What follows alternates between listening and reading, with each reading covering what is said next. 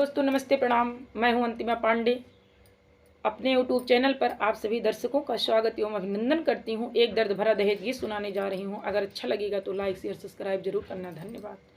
अंगुली के खूना वानी कार चिट्ठिया, अंगुली के खूना वानी कार चिट्ठिया, माई से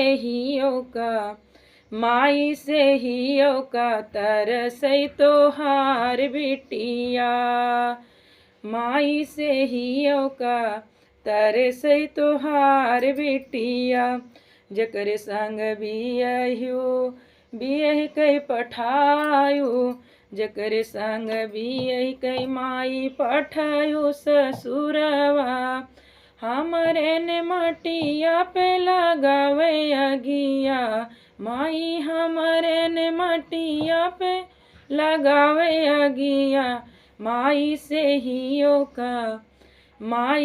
हियो का तरसई तोहार बिटिया।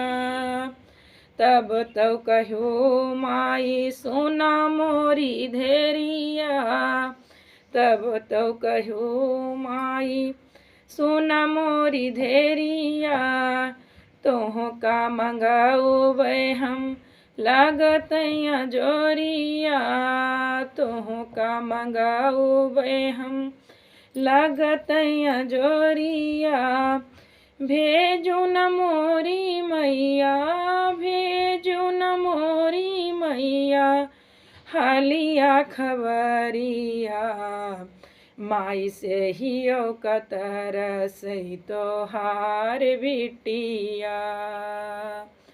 अंगुली के खूनवा निकार चिट्ठिया, अंगुली के खूनवा निकार चिट्ठिया, माई से हियो का तरसई तोहार बिटिया।